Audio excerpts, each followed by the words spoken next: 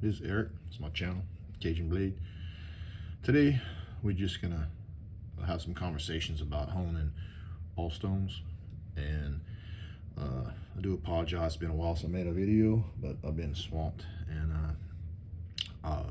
really didn't have a whole lot of time to dedicate to a video. And this one should be not as long as some other videos. So, in a nutshell, I will use my all stones, whether it be a Lune, which can be used on water and slurry, my Arkansas slates, water bear, very similar in similar fashions. Even though the Lune can be slurried and used with water, which I do use often. I have two, and I've designated this stone now to be my all stone, and my other stone is my water stone. So that way simplifies cross-contamination, cleaning and whatnot. Still clean this every time I finish, but in the event of all saturation, it'll only be happening to one of my stones versus the other one. My water bear, just use it with oil. My arc, I use glycerin or oil, but the arc is incredibly hard, and I don't believe you have the issue with penetrating into the stone. So in this instance, I took this razor and I came off of this razor was shaved on was honed on a cuticle. Fine, I just wanted something different. So which is a gold dollar, right? I'm on the road, and that's usually what I travel with. I took the edge. It didn't need to be reset. I did join it. I went back to up aggression to 6K in this case, and then took my other Lune slurried and brought it above that in some capacity. A Lune should get you 10 to 12, 8 to 12, somewhere in that range. And then I'm gonna go to my arc. But to get the higher level on the Lune, I feel from my experience is that you need glycerin or all doing a better job. So that's where we're gonna go. We're gonna go some laps on oil on my Lune, then I'll go to my Arkansas, and then just kind of talk. So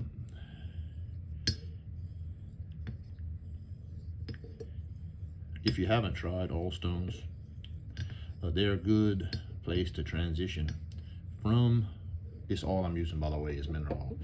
My preferred is WD-40 or PB Blast or Baristol, but it stinks, and I don't want to stink. Mineral oil is good if you alternative. So anyway, if you have, this is a hobbyist honing channel, right? I'm not a honing guru or claim to be hone meister. I'm a hobbyist, and I experiment a lot, and I do it for my enjoyment. And I encourage you to do so, unless you have aspiration to hone for hire, and more power to you. I may use you one day. But anyway, if you have learned on synthetics and you're proficient at synthetics, and you possibly intimidated by the challenge of a cuticle, which they're difficult to learn on. But once you got it, it's a good stone. Or you don't want the mystery behind a JNAT, and they're not afraid to buy the wrong product, which is all possible, right? And when you get them from a reputable vendor, they're going to test them, and they're going to be expensive. All stones are a really good alternative to come off a high grit synthetic and get a polished natural edge. Feel accomplished that you have a natural edge, and enjoy something different than your synthetics, in a nutshell. There's a number of them. You got Lune is a good versatile stone. All of your Welch slates, I would say the only, and you can use Escher Thuringian on oil, but to me it's a shame. They work better with water, and slurry is my favorite way to use them. But you got products from France, and your Black Shadows, and you get your Leg Homes, Charming Forest. There's a number of Vermont slates. You do your research, you'll find them. But like I said, some easier than others. But it's a good way to build confidence, a good way to jump from a synthetic and enjoy a natural edge.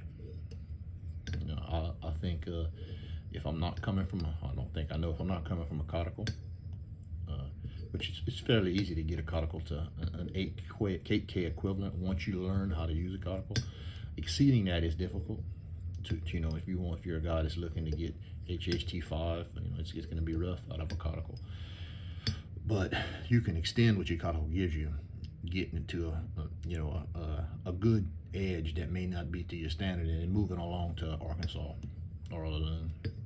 In this case, I went to synthetics because that is, you know, is easier. You can go from high grid synthetic to whether you calming it down with a natural, or if you go to an 8K and exceeding what you have on your edge. So, like I always say, I always encourage you to experiment, because at the end of the day, you can read all the forums you want and watch all the YouTube you want. You have to find your way, take good advice, piece it together, and make it work for you. Be careful of the guy that speaks in absolute certainty, because I found in my case that sometimes those guys are closed-minded and only know one way and will set you back.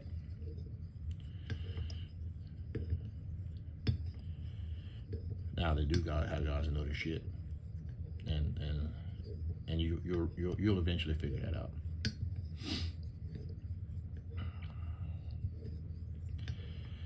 So generally, I don't know where I'm at because I've been talking.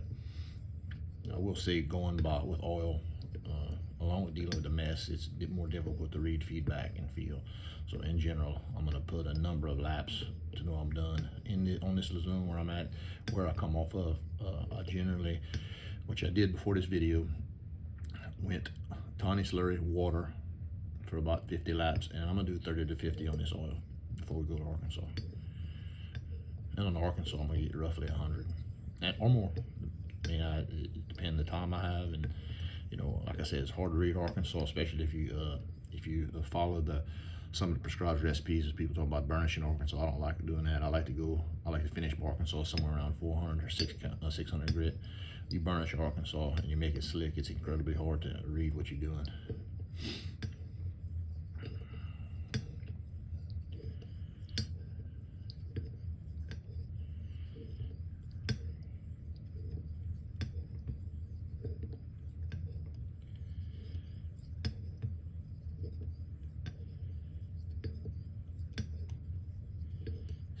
This stone here. Now, mineral oil can be more difficult. It's more viscous than a penetrating oil, I should say. And as you hone on it, you'll feel resistance, which is the oil, 100% oil. And as the oil, I don't know the right term, to be honest, it's not breaking down. So I'm not putting surfactant in it, but it's and maybe it is the edge refinement, but you'll feel it smooth out. Less resistance, and as I feel that, I take it for what it is. I don't know if it's telling you anything, but to me, anytime an edge starts smoothing out, you would have to feel good about what you're working on. All right, that's about all I'm gonna do here on this Lune. Oh, equipment. On all stone, I'll keep paper towels on me. Those of you who haven't messed with haven't messed with oil water, they don't mesh, right? You have to emulsify them. So using oil on a stone and cleaning with water is not going to work. You need some sort of surfactant, like a soap, right? That's what a soap is, and it will help break down and emulsify into the oil, become easier to clean. So I don't mess with that until I'm done. So I'll put this to the side. This is a little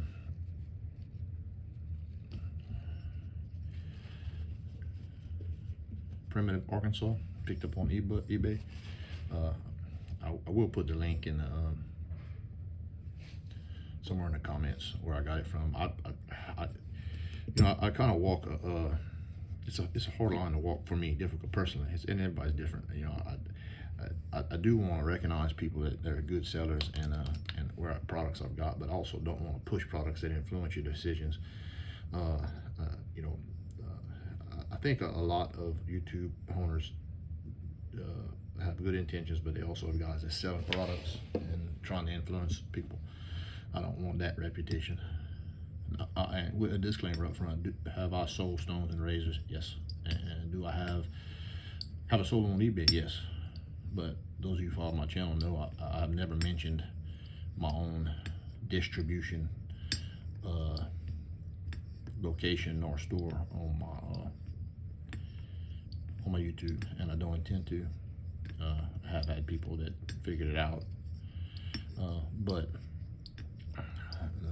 that's like I said. That's not why.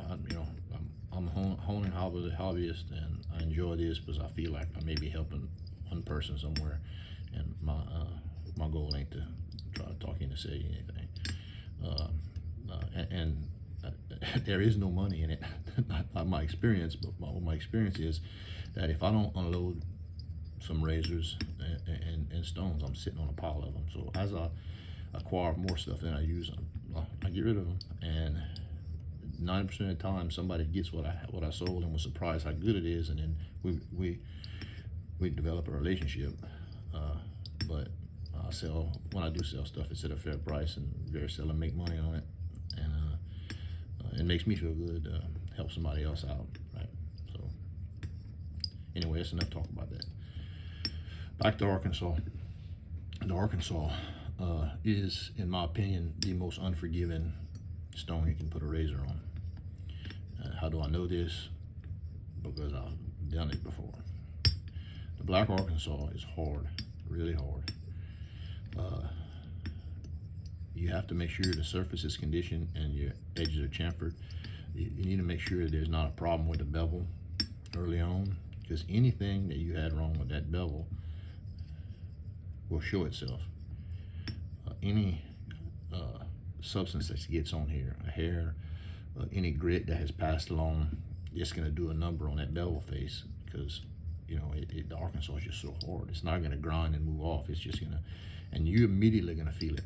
So I can't advise enough, if you go with a black Arkansas, please take care to how you handle your equipment. Keep it clean, and your stone prep, and make sure your razor is to a finish point, right? I seen Dr. Mackel stroke before he gets on Arkansas. I don't always do that, but I think it probably is a good idea to, from nothing else, clean your razor and make sure you're in tip-top shape before you get there. Nothing wrong with overdoing cleanliness. I'm not OCD, but in this hobby, that's a fact that we deal with so many grits and particulates that it is incredibly easy to mix them.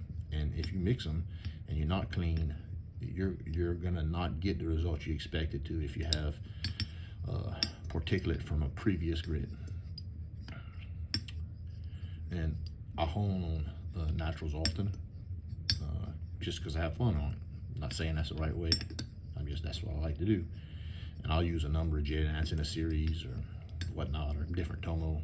And each time, through lessons learned the hard way, I'm very conscious of cleaning my stone, restarting with a fresh surface. And you're not gonna regret doing it. And it's, the little extra time you served is gonna give you peace of mind. So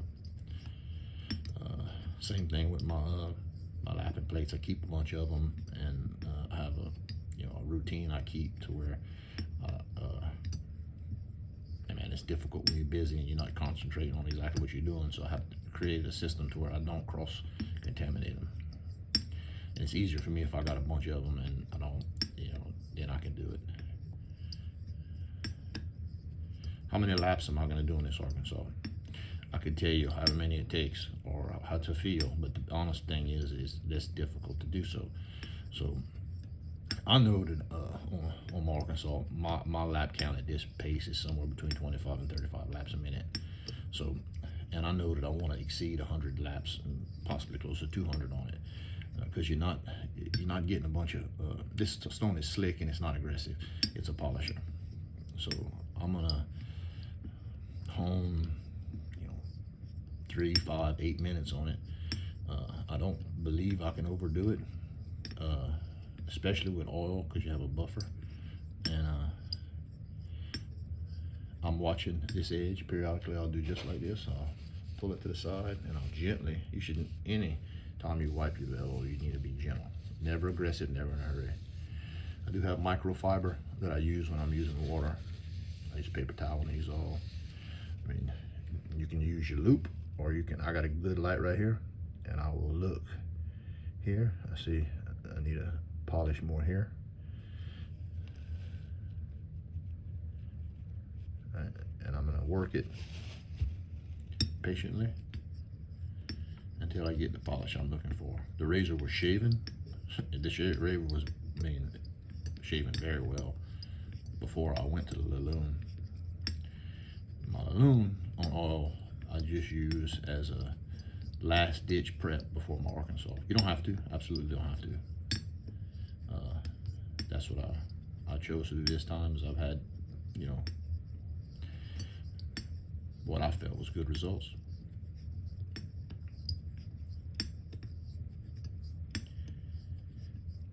I have had some conversations with some guys new to the hobby, and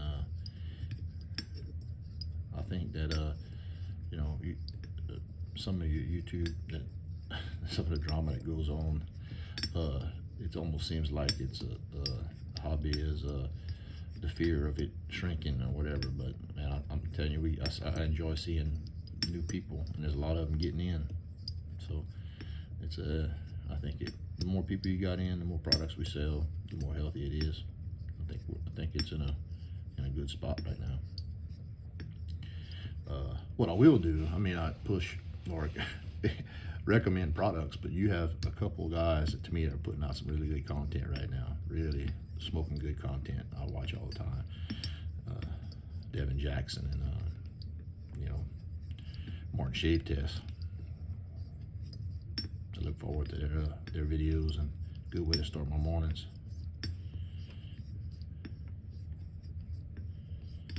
And look, we all way home different, and that's one thing I want you to take out of that as you watch these guys. Just one thing I don't ever hear Devin or Martin say is, this is the way you need to do it, which is I really respect that. They always lay out what they do, and you take from it what you got. And guys like that, I tend to enjoy watching more. And there's quite a few more, right, that are really good. But those two are probably my favorite at the moment. I like Caleb McCullough. He just doesn't put a lot of content right now, and I perfectly understand that. I'm a busy person too. Sometimes I could put 2 out in a week, sometimes it may be 2-3 weeks. I hope the quality is where you want it, and for by any means, if you want to see something particular, shoot it in the comments, and you know, our topic, or how you know, a discussion to generate discussion, right? Don't pretend to be a know-it-all, but every time we, as a hobbyist in a you know, something we're passionate about, generate discussion, you know, and we can do it without arguing, and good things usually come out of it.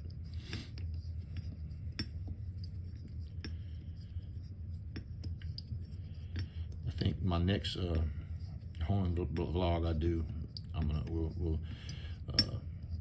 when I have the time, we talked about bevel set, and we'll talk about you know, still sticking to the synthetic you know, a synthetic hone, but about mid-range, you know, lower mid-range pre-finishers, you know, and whatnot. I've been pretty stubborn and stuck to my ways when it comes to synthetics about what I like to hone on, but in the last month I've acquired a few more synthetics to try to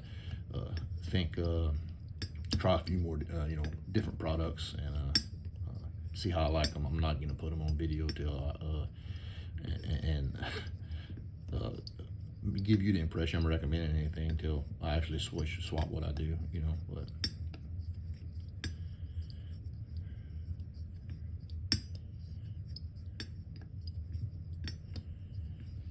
okay, so this is about all the time I can spare, and I'll be honest with you, how this hone is gonna finish is that I'm gonna probably hone another minute or two after this video on this stone. I'm gonna clean my razor, and I'm gonna strop it, and I'm gonna check it. If it's not exactly where I want it, I'll hit it again. But if it is where I want it and I shave with it and I don't like to shave, I'll know that I missed something in here.